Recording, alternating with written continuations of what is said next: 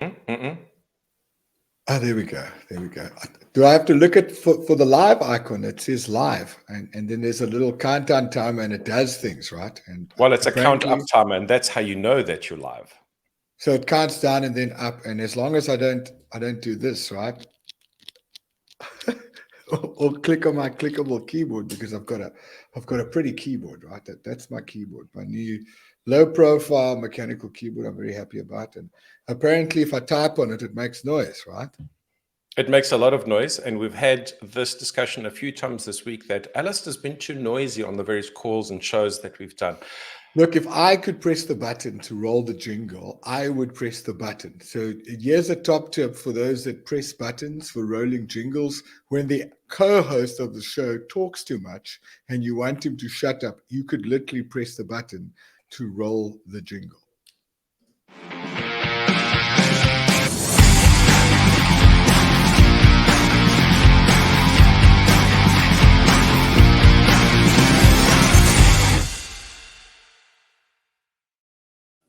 Do you think it would be bad if I had to take that, let's get ready to, and use that voice for, welcome to SCI Fridays, your portal into, did I? But I didn't go, welcome to SCI, I didn't do it that way. Anyhow, we're digressing. Welcome to SCI Fridays, your portal. It's Friday.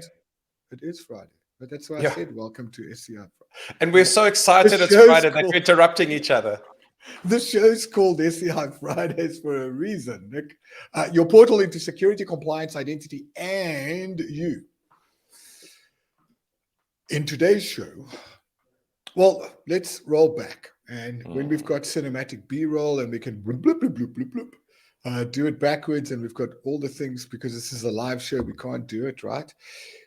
One day, when we're rich and famous, we'll be able to take you into a recap of what we are actually talking about today. Because Nick and I did a webinar yesterday on 5 essentials for bulletproofing your application security in 2022 with Progress/Kemp. Kemp. Right? Kemp. A progress company. Is that how we say it? Kemp, a progress company. And we talked about these 5 things that you should do at a NetSecOps, your network and security operations team, should focus on for 2022 in ensuring that your applications are secure. And it was interesting paradigm shift for us. I mean, there were 2 things. One, David O'Connor from Limerick was talking about, he used to be a developer and he used to write code. That's what developers do. And he expressed it was an interesting thing to say, because we were talking about source code. How do you protect your source code?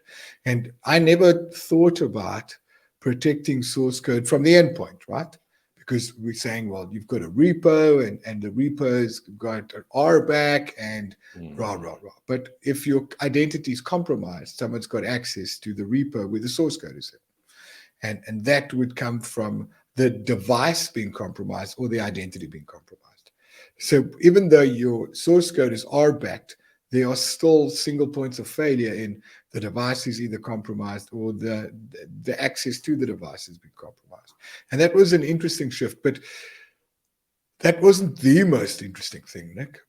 Because I thought what I said was the most interesting thing, because to be fair, you were talking about source code and I zoned out a little bit waiting for you to finish, because that's developer talk. And as a traditionally infrastructure focused person, I just wait for that kind of talk to finish so we can talk about more interesting things. Is this where I open up a YouTube clip of the smallest violin in the world and I play it back to you, right? Because I can do that, right? But going back to the lack of preparation and the B-roll that you have. So we're just going to have to roll with this moment and appreciate the burn for what it is.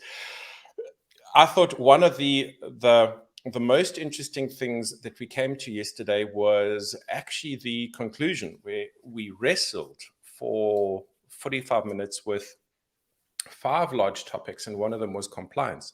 And we spoke about maturity and compliance, and the landing place I thought that we had was rather interesting. Look, and funnily enough, now that you mentioned that, I've been chatting to customers. I've been doing a few governance workshops this week, and they talk about an identity baseline, security baseline, resource consistency, cost management, and deployment acceleration, right? And it's kind of wrapped in compliance. But a customer today asked me, well, give me the top 3 things you need us to worry about. And naturally, you start with MFA, you look at device management, and then location, right? And he said, yeah, they need a plan. They need a plan, right? Where do they go? And they need to go back to Exco today and say, this is what they're going to be doing over the next 3 to 6 months to harden their security posture. And I said to him, well, start with the Azure Security Benchmark, V3, which is in Microsoft Defender for Cloud. And then secondly, go to Compliance Manager in your M365 Admin Center and start with a data protection baseline. And it got me thinking, well, it got me thinking, it was exactly what you said, start with compliance. And why do we want to do that, Nick? Let me ask you the question. Why do we want to do that, Nick? Well, let's talk about maturity and the things that we embrace when we become more adult.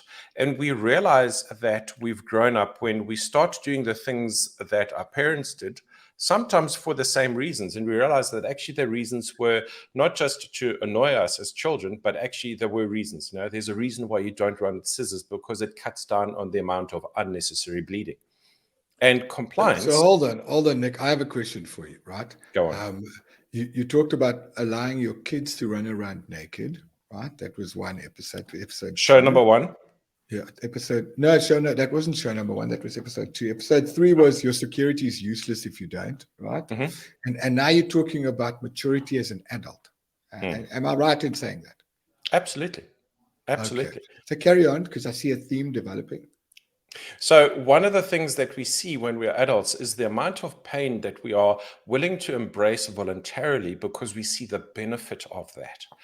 And one of the outputs of this week for me was that we came to a landing place that said, if we start with compliance as a necessary goal and embrace what compliance actually does for us, then it's no longer just that framework that we need to satisfy when the auditor comes to the door, or the thing that keeps us as C-levels from wearing the orange jumpsuit and the free jewelry because we did something that we shouldn't have financially.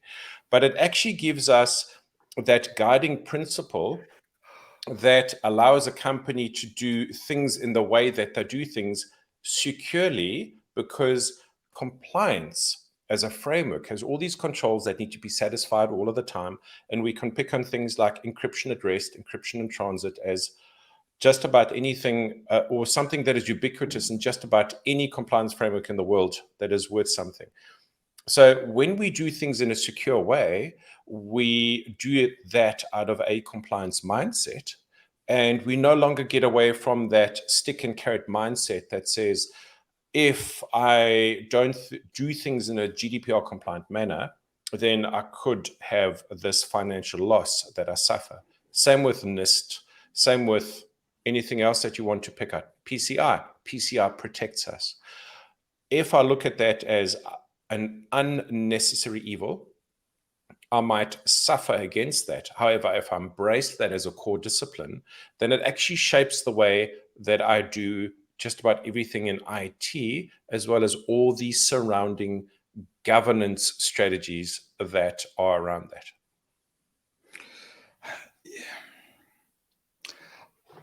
So the trick is, right, in larger organizations, so how do we apply governance as a principle instead of as a target, right? Because that's what we're saying. We're not aspiring to be compliant. We lead with compliant. That's right. It's not like we've got. So where do we start, Nick? How do companies start with compliance at top of mind, not as a target to hit? Well, when you do something like GDPR, then everyone, literally from the janitor and the receptionist, needs to understand what GDPR is and why do we care and how do we do life in a GDPR compliant manner. So it starts with the will and the buy-in to do that. Same thing as if we embrace a manufacturing compliance framework like ISO or a security compliance framework like ISO. You do everything in the compliance manner. It starts with a will to want to do it. And then the framework is, I don't want to say self-explanatory, but it does map things out in terms of how do we do process? Well, for one thing, we just need a process for everything. And once we start, and this is that thing that is painful, that what is uncomfortable, that I now need to do life differently. Think about me as an adult versus think about me as a teenager. As a teenager, I wanted to have all this free will without responsibility. As an adult, I realize that I have free will with responsibility, and it tempers my actions in a very different way. So if you think about compliance and responsibility in the same vein, I don't want to say that it becomes immediately obvious, but it is that point of departure. Let's not make things more difficult than they need to be. You are not ever going to be compliant if you don't have the will to embrace compliance as a point of departure and as a discipline. So two things I take away from there. One, I'm trying to imagine you as a teenager. And it's not pretty. I don't know what that looks like. For any of Nick's really close friends that grew up with him and you just happen to catch the show, I will pay you money if you can post a picture of Nick at 17. Love to see that. Second thing that there were no socials at my age. It was fantastic. Someone would have taken a Polaroid. And there's no evidence. But we digress. Someone's mother or father or aunt has got this picture in an album, right? I'm only going to interrupt you there because we're coming up to 12 minutes and we need to have some focus. And so we're going to close. So for me, my top 3 takeaways from today's show around start with compliance. It's easy. Azure portal, go to Microsoft Defender for Cloud, have a look at the Azure Security Benchmark V3 and follow those guidelines. Go to the M365 Compliance Center, compliance.microsoft.com. Click on the assessment templates, look at the data protection baseline. Both of those things are free. Follow the Noddy guides. And the third thing, and we should actually have a slide that comes in right now and runs this, Nick, just something that you should consider putting together, right? Because I can only do so much, right? I'll work on that. The third thing is to what Nick was saying, make sure that your entire organization understands what you're doing so that they can operate in that manner. Is that a good sort of closing departure message? I love it. And what I like about this even more is that if you're on the Microsoft ecosystem, you probably own a lot of these tools today, and you can start using them, and you may not know that they are there. So this is something that we'd be delighted to do a follow-up show on. We, at this point in time, are going to be intentional about asking you who watch us on a weekly basis to interact with us via the comments and let us know what is it that makes sense, that just doesn't make sense, and that you'd like to see more of.